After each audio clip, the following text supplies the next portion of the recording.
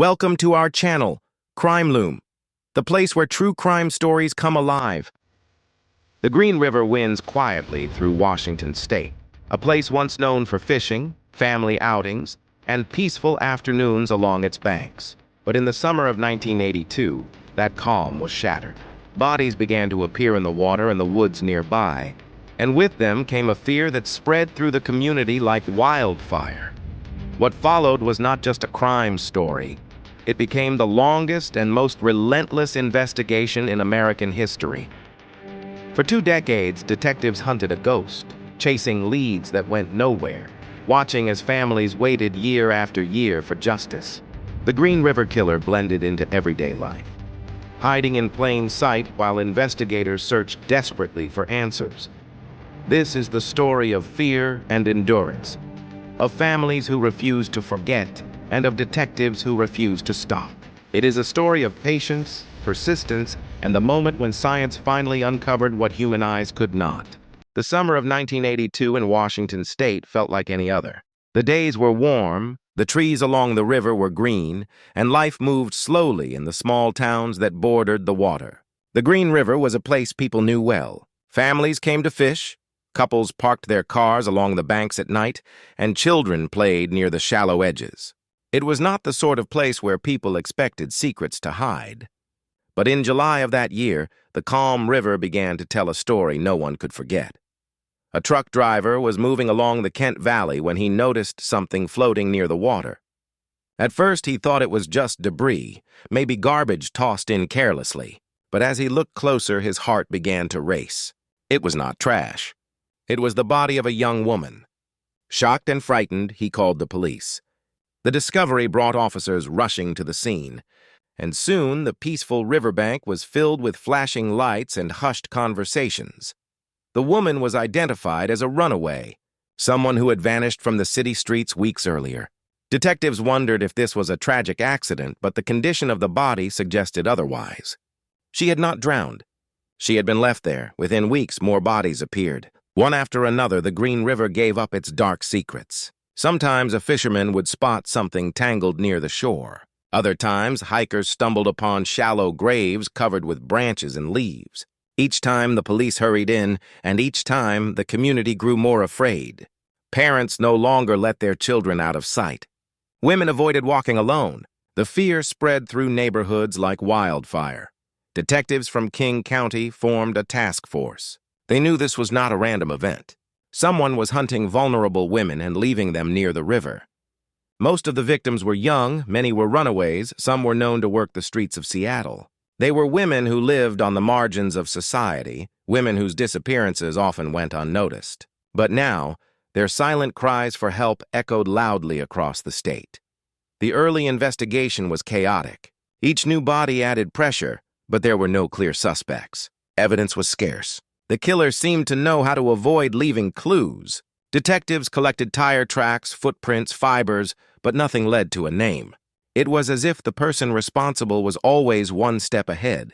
The press began to report on the story, and soon the words, "Green River Killer," appeared in headlines.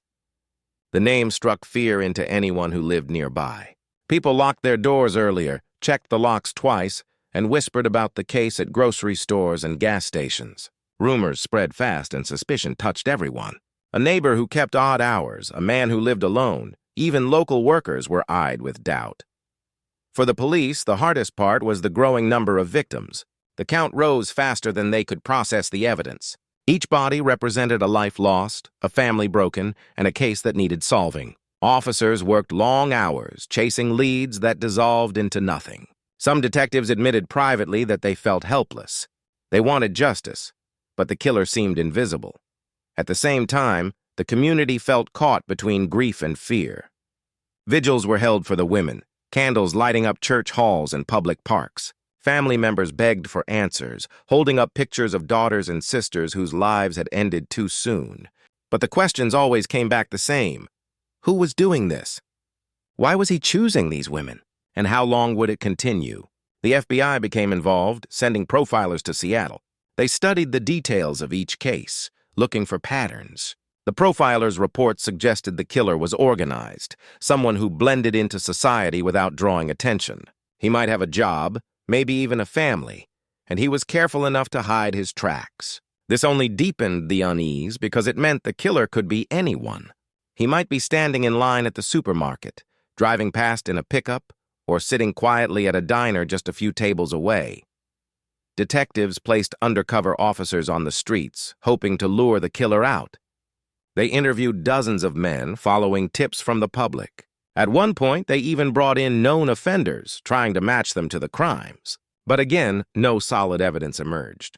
Each false lead wasted precious time, while more bodies surfaced along the river. The task force kept a large board filled with photographs, maps, and notes. Red pins marked where bodies had been found. Strings connected similar details. It looked like the work of a crime drama, but in reality, it was a picture of frustration. The board grew more crowded as months turned into years. People began to wonder if the Green River Killer would ever be caught. Some even believed he was taunting the police, leaving bodies in areas he knew they would search. The longer the case stretched, the more it seemed the killer enjoyed his power. He controlled the story. He decided when another victim would appear. And the investigators, despite all their training, were forced to react. For the families, the pain was constant. Many of the women were young, barely in their teens or early 20s. Their dreams had been small, finding a job, going to school, having a place to live. But those dreams ended near the banks of the river. Parents and siblings carried their grief quietly, but they also demanded answers. Some stood outside police stations, pleading for more resources. Others gave interviews on television, hoping the publicity would bring in tips. The Green River had once been a symbol of calm in the valley, but now it was a reminder of loss. People avoided its banks, afraid of what they might see. Fishermen left their boats tied to the docks. Even children refused to play near the water. The river was no longer a place of life, but of death. By the end of 1983, the case had already become the largest of its kind in Washington state. Detectives counted more than 24 victims linked to the same killer. They knew they were dealing with someone relentless, someone who would not stop until caught. But they also knew they were chasing a ghost. Every move seemed to vanish into thin air. The Green River mystery was no longer just a crime story. It was a shadow over the entire community. And as the years stretched on, the hunt for answers would test the patience, the skills, and the determination of everyone involved. The story was only beginning, and the darkness behind the river still had more secrets to reveal. Fear had settled like a heavy cloud over King County by the mid-1980s. What had once been a series of shocking discoveries now felt like a dark routine. Every few weeks, the Green River or the wooded areas nearby revealed another victim. The community waited for updates with dread, knowing that behind each headline was another young life cut short. People lived with an uneasy thought that the killer was not far away. Women changed the way they lived. Those who once walked alone at night now traveled in groups or refused to go out after sunset. Families warned daughters to be careful, to avoid strangers, to trust no one. For many, it felt like no place was safe. The streets of Seattle, the quiet neighborhoods in Kent, even the familiar riverbanks were all seen with suspicion. People whispered that the killer could be anyone, a co-worker, a neighbor, even a friendly face who offered a ride. For law enforcement, the challenge was overwhelming. The Green River Task Force had grown into one of the largest investigations in the country, with detectives, deputies, and federal agents working together. Yet the more people joined the search, the more complicated it became. Each new investigator brought ideas, theories, and strategies. But what they lacked was the one thing they needed most: clear evidence. The victims shared similarities. Many were runaways, some struggled with poverty, and others were young women who worked along Pacific Highway South. This made the case even harder. The killer targeted those already living on the margins, women who were often not reported missing until days or even weeks later. Some had no close family nearby. Others were known by first names only. By the time detectives traced their steps, the trail was cold. The media followed every development closely. News cameras lined up outside police briefings. Reporters pressed detectives for answers, often leaving with little more than vague statements. The term Green River Killer spread across the country, turning the investigation into a national story. For families of the victims, the attention was painful. They wanted justice, not headlines. Yet the constant coverage kept pressure on the police, reminding them that the world was watching. The case files stacked higher. Detectives filled rooms with folders of interviews, maps, and evidence logs. They followed hundreds of tips, calls from concerned citizens, reports of suspicious behavior, and even confessions from people who turned out to be lying. Every lead had to be checked, every detail confirmed. The sheer weight of the case made detectives exhausted. Some admitted they dreamed about it at night, only to wake up and face the same nightmare in the morning. Among the public, theories ran wild. Some believed the killer was a truck driver, using highways to move victims and escape unnoticed. Others thought he was connected to the military, trained to avoid detection. There were even whispers that more than one person was involved, though investigators found no proof of that. What people did agree on was that the killer seemed to know his victims' routines. He watched them, gained their trust, and then vanished back into the shadows. The community tried to push forward. Schools still opened, businesses still ran, and life went on. But the fear never left. Parents became stricter, warning their children about strangers with a new urgency. Some families even moved away, unwilling to live so close to a place marked by so much tragedy. For the detectives, the pressure only grew. They worked day and night, reviewing old files, checking alibis, and searching for links between victims. The Green River itself was searched again and again. Boats moved slowly through its waters, while divers explored the muddy bottom. Helicopters flew overhead, scanning the landscape. Every effort felt like chasing smoke. Despite the lack of answers, the investigators did not give up. They held regular meetings, laying out every scrap of evidence. Fibers found on victims' clothing, traces of paint, and bits of dirt were all examined carefully. Forensic science was advancing, and the task force hoped that one day technology would reveal what they could not see. Families of the victims were often invited to these meetings, though what they heard was rarely comforting. Detectives told them the truth. They had no clear suspect, no arrest in sight. Still, families clung to hope. Some mothers carried photographs of their daughters everywhere they went, handing them out to strangers in case someone knew something. Others lit candles each week, praying for an answer that never seemed to come. The toll on the investigators was just as heavy. Many had worked homicide cases before, but none had faced a killer who struck so many times without being caught. Some officers admitted to anger, others to sadness, but all of them felt the weight of responsibility. They had sworn to protect the community, and yet the killer was still free. The Green River became more than just a crime scene. It was a symbol. It represented loss, fear, and frustration. People who had once seen it as a place of calm now avoided it, driving past with uneasy glances. Each bend in the river seemed to hide a story of pain, each quiet bank a reminder of what was still unsolved. As the 1980s moved forward, the case stretched on with no end in sight. The killer's identity remained hidden, but his shadow loomed over the county. Each time a young woman went missing, people wondered if she would be the next found along the river. The thought alone was enough to keep fear alive. In homes across Washington, families locked doors tighter, mothers warned their children again, and neighbors watched one another more closely. The mystery of the Green River had turned ordinary life into something uneasy and tense. And for investigators, the question remained the same as it had from the beginning. Who was the man behind the darkness, and how long would it take to catch him?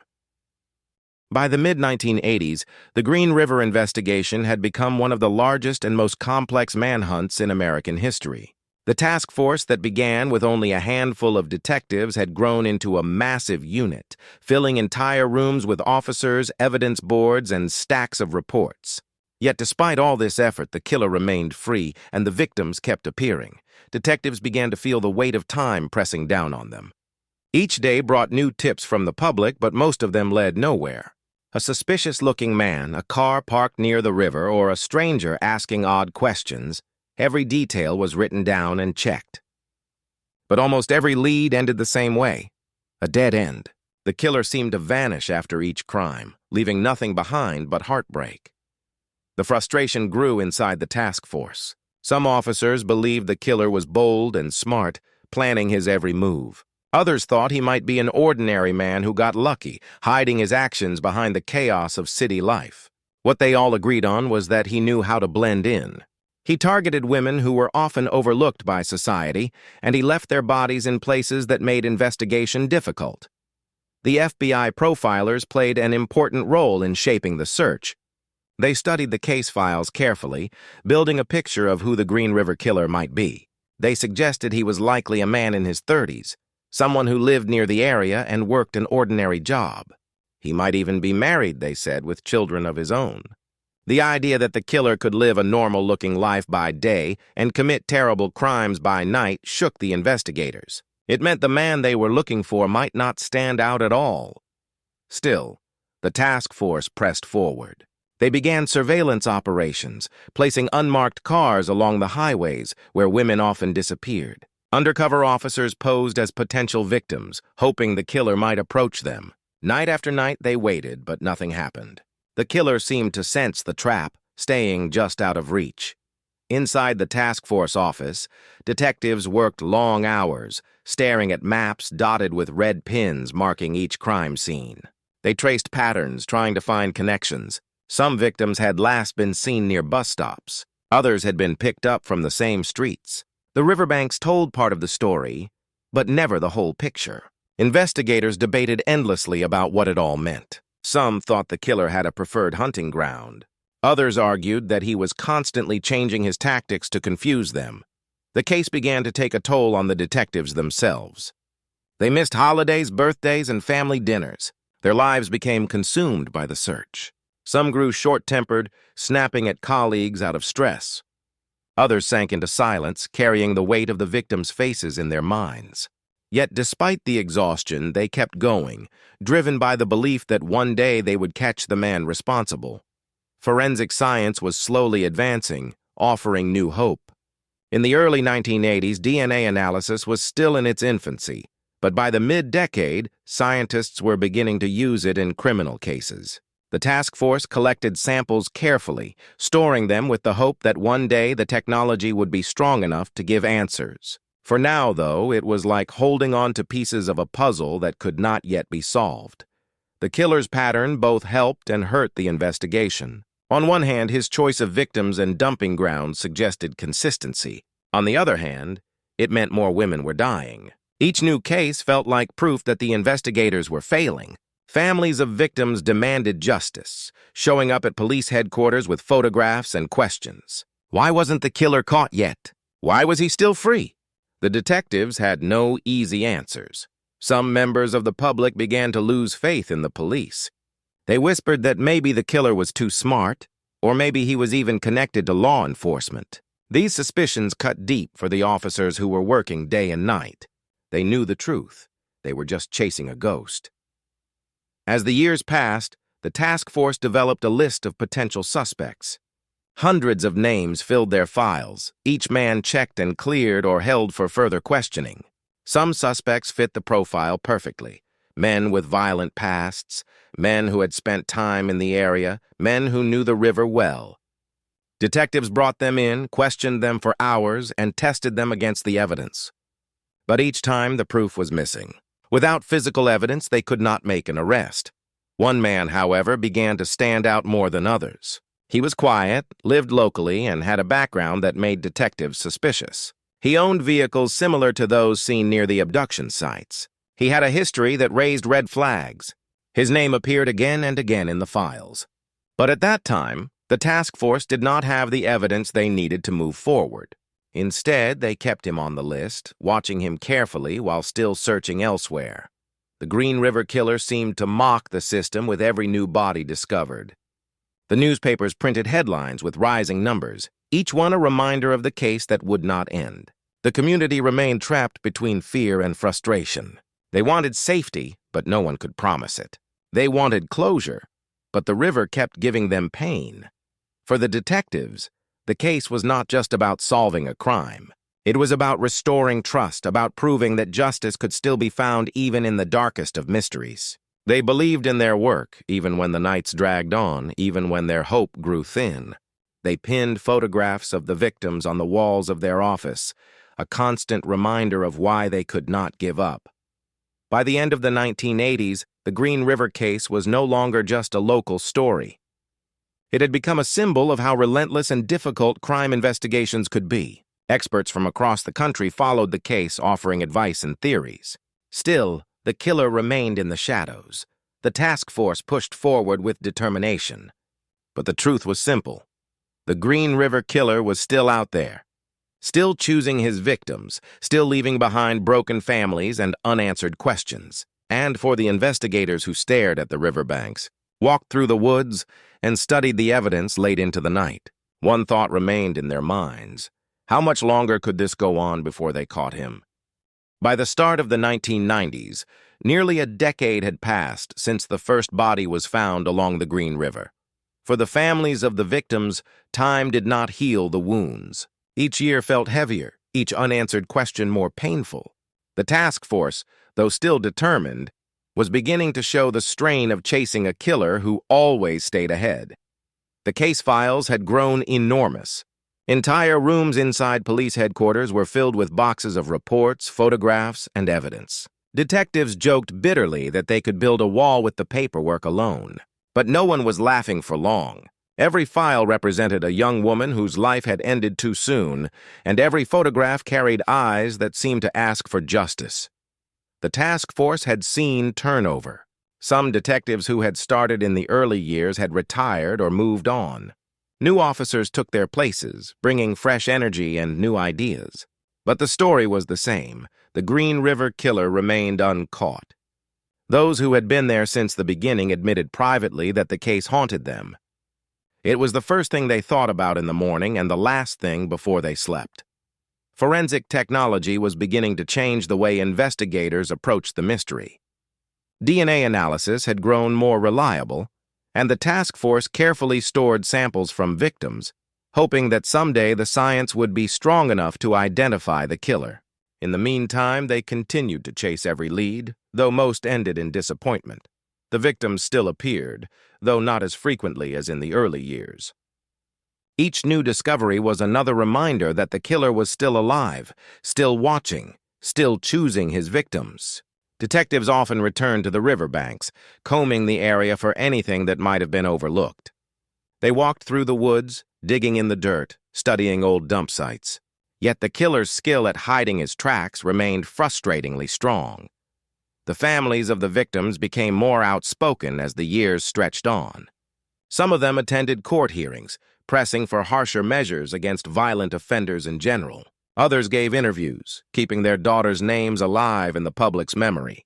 They carried signs, handed out flyers, and begged anyone with information to come forward. Their grief turned into determination, but the answers never came. Within the task force, a sense of exhaustion mixed with duty. The detectives knew they might spend their entire careers chasing the Green River killer. Some of them admitted the thought out loud. What if he was never caught? What if the case remained unsolved forever? The idea chilled them, but it also fueled their resolve. They could not allow that to happen. The FBI continued to support the investigation, bringing in new profilers as the years passed. Each profiler studied the killer's patterns, offering theories about his habits and behavior. Some believed he had slowed down, either because he was getting older or because he was afraid of being caught. Others believed he was still active but had changed his methods, making it harder for police to link new victims to him. Whatever the reason, the uncertainty left detectives restless. The community lived under the same shadow. Though the number of victims had lessened, the fear never truly went away. People remembered too clearly the headlines of the 1980s. Parents still warned their children, and women on the margins of society still felt the danger pressing in on them. The Green River had become a name whispered with dread, a place forever linked to pain. Detectives focused more closely on the list of long-term suspects. Dozens of men had been investigated and cleared, but a smaller number remained under careful watch. Among them was a local man whose name had appeared in the files more than once. He seemed ordinary on the surface, quiet, steady, with a life that looked normal. Yet certain details made detectives uneasy. His history, his habits, and his connection to the areas where victims had vanished kept him on their radar. Still, suspicion was not enough. The task force needed evidence strong enough to hold up in court, and they did not have it yet. They continued their surveillance, watching him quietly, following his movements, but they could not move forward. Every time they thought they were close, the trail went cold. As the 1990s continued, the Green River case began to take on a life of its own in American culture. Documentaries, books, and endless articles covered the investigation. The case was taught in criminology classes as an example of the difficulties law enforcement faced with serial offenders. The public followed every update, but the ending was always the same. The killer had not been caught. For the detectives, this attention was a double-edged sword. On one hand, it kept pressure on their work, ensuring resources were still available. On the other hand, it was a constant reminder of their lack of success. They felt the weight of the nation's eyes on them, demanding results they could not yet deliver. Despite the long years and countless frustrations, the task force refused to give up. They believed strongly that one day, technology would catch up with the evidence. They kept every fiber, every hair, every trace carefully stored. They waited for the moment when science could give them what interviews and surveillance never could, a direct link to the killer. In homes across Washington, families who had lost loved ones waited too. Some grew bitter, convinced justice would never come. Others held on to faith, believing that even the darkest secrets could not stay hidden forever. The Green River case was no longer just a local tragedy. It had become a story about endurance, of investigators who refused to stop, of families who refused to forget, and of a community that lived for decades under the shadow of fear. The river itself seemed to carry the weight of the past, flowing quietly while memories of its dark history lingered along its banks. The 1990s came and went, and the mystery remained unsolved. But deep inside the task force, a quiet belief grew stronger. The killer's freedom was not permanent. His secrets would not stay buried forever. Somewhere in the boxes of evidence, in the hundreds of interviews, or in the strands of DNA sealed away in lab storage, the truth waited. And when the right moment came, the Green River would give up its final secret. By the late 1990s, the Green River case had stretched almost 2 decades. For many detectives, it was no longer just an assignment but a lifelong pursuit. Some had joined the task force as young officers and were now approaching retirement, still without the closure they had hoped for. Yet even as time wore on, the case refused to fade. Each year, reminders of the victims surfaced, and each reminder reignited the determination to keep searching. The task force had learned to live with frustration. Leads would appear, shining with promise, only to vanish into disappointment. Tips from the public still poured in, but most were based on rumor or fear rather than fact. Detectives chased them because they had to, but each time they ended in failure, the exhaustion deepened. Still, progress was happening, even if it was slow. Forensic science had advanced further, and DNA testing was becoming more reliable. Samples that had sat for years in evidence lockers were being sent to labs again, this time with better hope of results. Each test felt like a chance to finally put a name to the faceless killer who had haunted Washington for so long. Inside the task force, attention once again turned toward one man who had been in their files for years. He was not new to them. His name had appeared again and again, tied loosely to areas where victims were last seen. He lived in the region, worked an ordinary job, and kept to himself. On paper, he looked like any other middle-aged man in the county. But detectives could not shake the feeling that he was more. They had questioned him before, even searched his property, but nothing conclusive had been found. Still, the suspicion remained. His habits matched the profile. His life lined up with the timeline. And though there was no solid evidence, many in the task force believed they were staring at the right man. They just needed proof. Meanwhile, the victims' families pressed harder for answers. Some had been waiting nearly 20 years, their lives marked by grief that never healed. Parents grew old without knowing who had taken their daughters. Brothers and sisters carried memories of siblings who had vanished. They wrote letters to police, stood at vigils, and begged for closure. Their pain was a constant reminder of what was at stake. The community had changed too. The Green River was no longer just a river. It was a symbol of sorrow. Younger generations grew up hearing the stories, warned to stay safe and never trust strangers. The fear that had once gripped the county had turned into a lasting scar, shaping the way people saw their home. Despite the long years of struggle, hope began to flicker again. The DNA samples held the promise of answers. Scientists explained that while results were not immediate, technology was improving every year. What had been impossible in 1982 was possible now. The detectives who had waited so long felt a cautious sense of optimism. The media followed these developments closely. Newspapers wrote about the possibility of new breakthroughs, and television specials revisited the case with interviews and dramatic reenactments. For the public, the Green River case had become more than just a crime story. It was a test of whether justice could still be served after so much time. The task force doubled down on their work. They revisited old files, re-interviewed witnesses, and once again placed the long-suspected man under quiet watch. They did not announce it publicly, but privately they began to believe the net was tightening. They just needed the science to back them up. For the families, the waiting was unbearable. They had lived through false hope before, moments when detectives had said they were close only for nothing to happen. Yet this time felt different. The advances in technology gave them a reason to believe that answers might finally come. Still, they braced themselves, knowing disappointment had become a familiar companion. As the 1990s ended, the task force prepared for the new millennium with cautious determination. They carried with them nearly 2 decades of pain, failure, and persistence. They carried boxes of evidence that had traveled with them from one office to another. They carried the memories of victims whose faces still looked down from the walls of their headquarters. The Green River case had become more than just an investigation. It was a story of endurance, of detectives who refused to give up, of families who refused to let their daughters be forgotten, and of a community that had lived for years under the weight of fear. And though the killer had managed to hide for nearly 20 years, the task force believed that his time was running out. In the shadows of evidence rooms and laboratory tests, in the quiet halls of police stations and the prayers of grieving families, the truth was waiting to be revealed. The Green River had held its secrets for too long. Soon, the current of time and the progress of science would bring those secrets to the surface. And when they did, the man who had haunted Washington for so many years would finally face the justice that had been chasing him since the summer of 1982.